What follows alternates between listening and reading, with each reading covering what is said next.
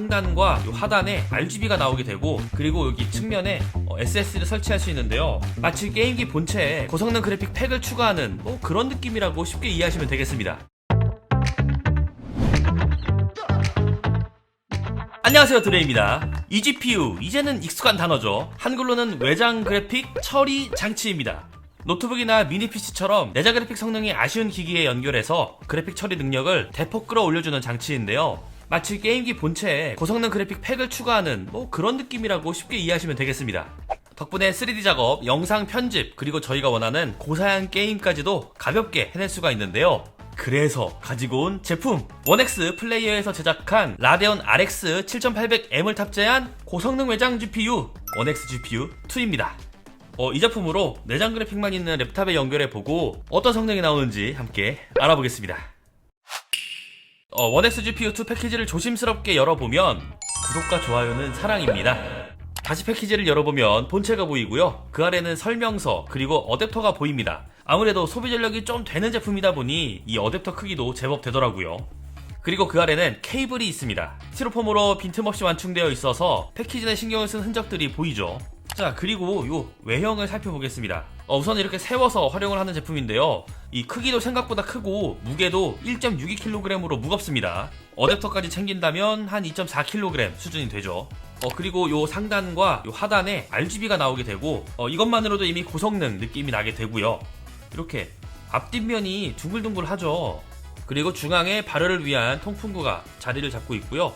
상단에도 벌집무한 형태로 디자인이 되어 있고, 요 중앙 부분에 역시나 통풍구가 있고요. 검은색 무광 재질이라서 이렇게 유분기가 많은 손으로 만지면은 요 지문들이 좀 잘 보이는 게 조금 아쉽기는 합니다. 전면은 전원 버튼이 길게 자리 잡고 있고, 그 옆은 터보 버튼, 기본 130W에서 180W까지 소비 전력을 증가시킨다고 하고, 그 옆은 LED 버튼이라고 해요.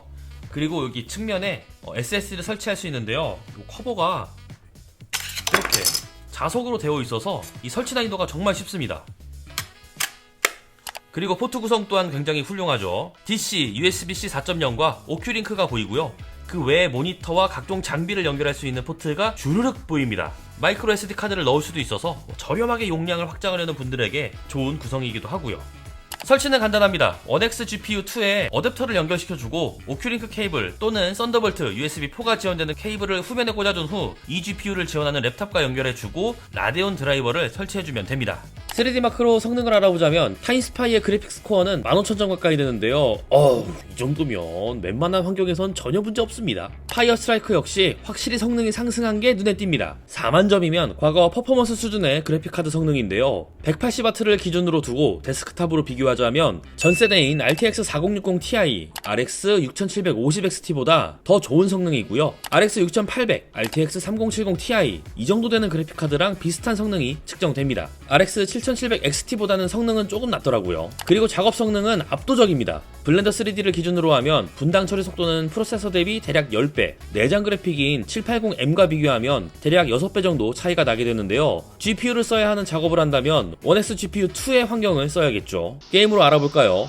포르자 호라이즌 5는 생각만큼 프레임이 나와주진 않더라고요. 전력이 제대로 들어가지 않기도 했고, 옵션 타협이 들어가면 프레임 상승에 도움이 될 것 같고요. 오버워치2도 제 기대보다는 조금 아쉬웠어요. 역시 전력에서도 조금 떨어져 보였고, 최상 옵션이니까 높음 정도로 두고 게임을 플레이한다면 프레임은 훨씬 더 뽑아낼 수 있을 거라 생각합니다. 모너는 옵션을 중간으로 두고 프레임 제너레이션을 설정해주니 프레임이 2배 이상 튀겨졌습니다. 그래픽 리소스가 많이 필요한 게임인데 QHD 환경에서 이 정도면 만족이고요. 디아블로4 역시 와트에 따른 프레임 차이가 크진 않아요. 대신 업스케일링 기술인 FSR 2.0을 성능으로 두고 테스트를 하면 100프레임대로 올라오게 됩니다. 듀온 어웨이크닝은 출시 전이지만 벤치마크 툴이 있더라고요. 굉장히 높은 사양이 요구될 게임이지만 프레임 생성을 활용하면 QHD 풀업에서도 충분히 할 수 있는 성능을 보여줍니다. 게임에 따라 전력 편차가 발생하는데 전력이 제대로 들어가지 않는 건 조금 아쉬운 부분이고요. 업스케일링 기술을 활용하거나 프레임 제너레이션을 지원하는 게임이라면 프레임이 상당히 많이 상승하게 됩니다. QHD 해상도에서 풀옵션은 굉장히 빡센 옵션이죠. 중간에서 조금 높은 수준으로 적당히 타협을 하거나 업스케일링 또는 프레임 제너레이션 기능을 지원하는 게임에서 도움을 받는다면 정말 쾌적하게 게임을 즐길 수 있을 거라 생각하고요. 크기가 커진 대신 온도를 매우 낮게 유지시켜주는 게 굉장히 만족스러웠습니다. 40도 후반부터 50도 중반까지면 GPU 온도로는 최고입니다. 다만 팬 소음은 있는 편입니다. 특히 터보 모드로 놓으면 팬 소음이 조금 커지거든요.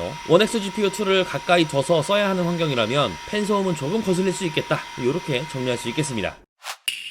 앞에서 해당 제품의 스펙이나 실제 성능, 사용 방법 이런 것들은 잘 보셨을 테니까 eGPU라는 카테고리에 대해서 얘기를 좀 해볼까 해요. 여러분들도 다 아시겠지만 eGPU라는 카테고리는 데스크탑 유저에게는 의미가 거의 없는 제품입니다.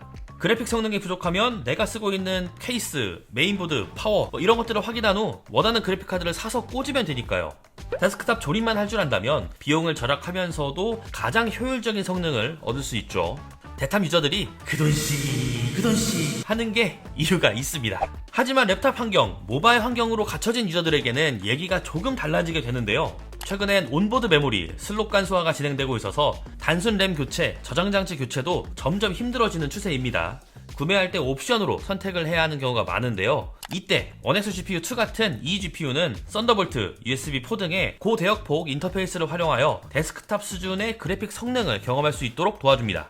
포트 확장, 저장 장치 증가 등의 옵션도 덤이죠. 보통의 랩탑이나 윈도우 태블릿, 요즘은 UMPC, 미니 PC 이런 것들이 워낙 많이 보급되었다 보니 이런 제품들과 궁합이 정말 잘 맞는데요. 집에서는 원X GPU2를 사용해서 미니 PC, UMPC를 고성능 그래픽 워크스테이션으로 변신시키고 사무실에선 경량의 랩탑과 연결해 빠른 그래픽 작업을 진행할 수가 있습니다. 그리고는 랩탑만 들고선 카페나 공공장소에 와서도 그 작업을 유지할 수 있죠.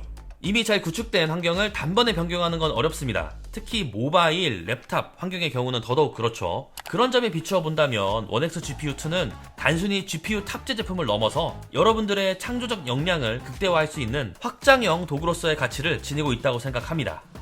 물론 이 제품은 크기가 제법 커서 완벽한 포터블이라 보긴 어렵지만 고정된 환경과 유동적인 작업 공간을 넘나들며 데스크탑급 그래픽 성능을 손쉽게 활용할 수 있다는 점이 큰 강점이죠. 제가 본 원X GPU2는 이런 느낌이었는데 여러분들은 어떻게 생각하시는지 궁금하네요. 댓글 적어주시길 바라고요. 영상 재밌었다면 구독과 좋아요 해주시는 것 다들 아시죠? 그럼 다음에 또 보자고요. 안녕. 대탐 유저들은 아유 저거 뭐하러 사냐, 저거면 그냥 그래픽카드를 사지. 이렇게 얘기를 할 것 같은데 랩탑 유저가 또 보면은 저거 솔깃한데? 내 그램에 내 갤북에 연결해봐? 이런 느낌이지 않을까 생각합니다. 그렇지 않을까요?